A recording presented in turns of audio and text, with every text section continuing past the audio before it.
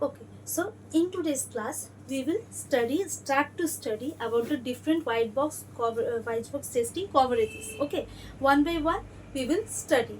First one is the statement coverage. White box testing have different coverages, which will show us how we are going to test our particular codes. Okay, so first one is our statement coverage. I will tell you the coverage which one we are going to study, and then I will show you the example how we are doing that one or how we are implementing that one with some illustrations. Okay, so first one is our statement coverage. First white box testing coverage is the statement coverage. What is that one? First one is aims to design test cases so that every statement in a program is executed at least once.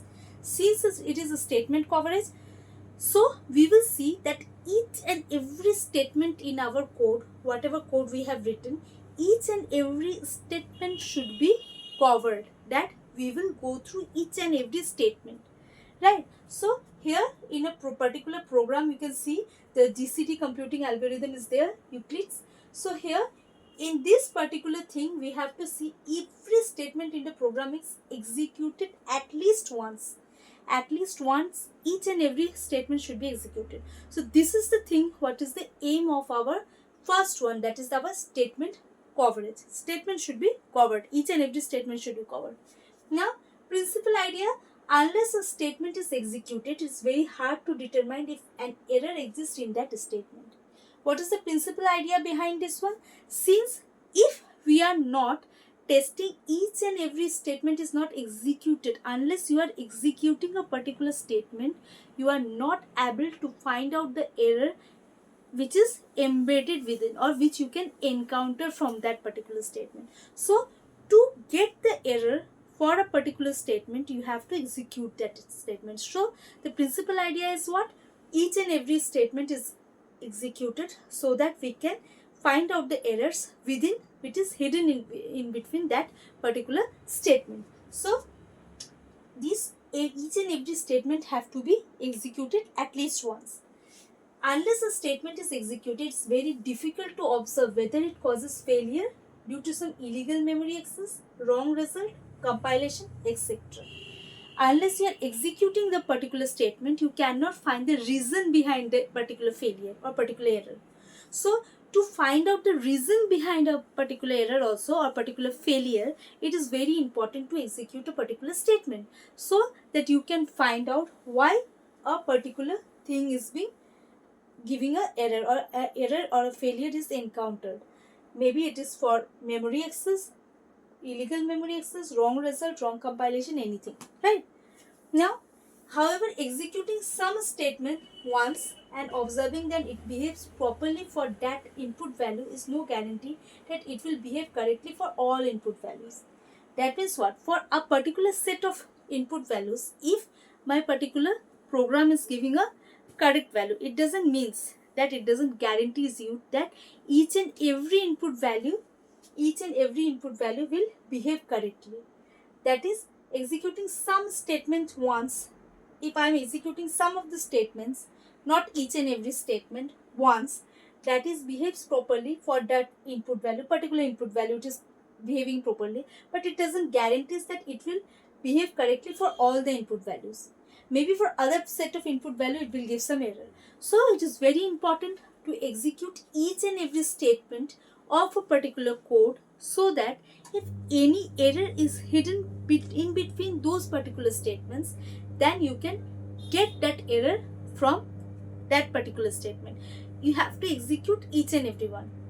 Obviously, when you will execute each and every one, each and every error will be in front of you. So you can just check that one, get the error, correct that one, and your program will be error free.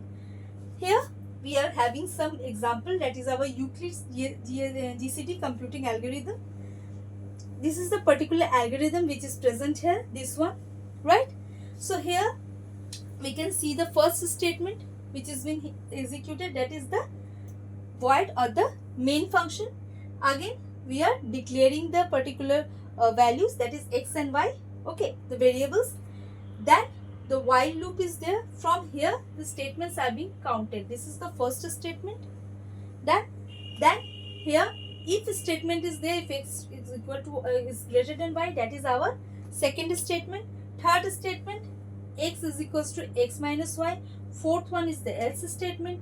Fifth one is our bracket, and sixth one is the return value. So this is the number of statements in my particular program, this GCD computing program. Now we have to see that each and every statement should be executed at least once, right? So here, by choosing test set, now here we are choosing the test set in a particular way that each and every statement is executed with some different input values. Here, this is my first input value, testing set.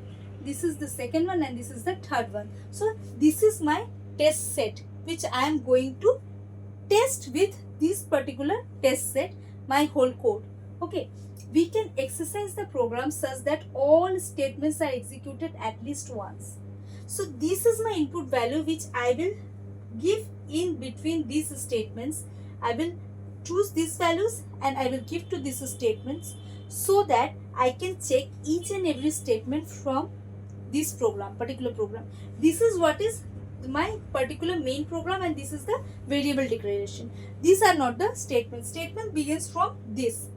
Since this while loop, then if x is greater than y, x is equals to this particular scenario is my statement. Now I have to check each and every. I will take this particular value. I will take this value. I will make this value in like a test set and fell into this one. Then I will see whether this is giving me the correct behavior or not, or I am getting any error from this particular statement. If some error has been encountered, then I will correct that one and I will go for the next input value. Why I am taking so many input values? Obviously, a test set will have different input values, so that if one input value doesn't gives me some error, maybe the another input value can give me some error. So we are checking with different input values, so that if any error is encountered within this one, we can see that particular statement and we can get that error. So obviously, this particular scenario, what we have seen, the aim of my statement coverage is that to check each and every statement. Here what is we can see these two lines are not our statement. Statement is starting from this. This is a statement, this is this one, and this one. These are my particular statements. So whenever I will be checking for a particular input value, suppose x equals to 3, y equals to 3. So I am seeing here that x equals to 3. This particular while loop doesn't exist, since it is not equals to y. No, it doesn't exist. So it will return x. It will come to it. But each and every line, for here it is not equal, then obviously this will be executed. These particular statements will be executed. For this particular value, these statements are not being executed. Since while loop is not going through, since it is not this one is equal, it's saying that x is not equals to y. So obviously it is coming back. So these statements are not being checked here. But for this particular input set, the whole statements will be checked. So we are taking so many input cases, so that at least once each and every statement should be checked, or at least each and every statement should be executed at least once. Each and every input set, whenever you are taking some input set for your particular test set, it doesn't mean that each and every input set will give you the same behavior, because as you can see in this particular case, here x is not equals to y, but here is x is equals to y, but it will come back out of the loop and return me x. But in that case, these particular statements are not being checked. This is the behavior of my first input set. But for second input set, this thing is being checked. Then it will go inside the loop, and obviously it will check each and every statement. So this thing we have to keep in mind, that we have to take different kinds of input values, so that whenever you are taking different kinds of input value, different input values will behave differently for a particular code. And obviously, whenever you are taking a set of input values, you are making a test set with a different set of input values. Obviously, that will exercise your program and show you that each and every behavior, when they are behaving, or when they are just computing this GCD from this program, with the help of those input values, each and every statement will be, at least once you will get each and every statement executed. So your chances of getting errors and your chances of clearing those errors or removing those errors will be more. Obviously your program will be more error free than checking with only one set of input. Okay, so this is what is happening in our statement coverage. You can obviously see from the name that the statement coverage means covering each and every statement of my program. This is the basic idea of our first coverage of white box testing, that is our statement testing. Here we can see, as the name of white box testing also, you can see that in black box testing it was not necessary to see the structure, see the code, see each and everything, but here for this one you can see that my code is very necessary. What is the function of my code, that is also necessary, since it is my white box testing and it has a transparency of the code, the structural thing, the functional thing, each and everything.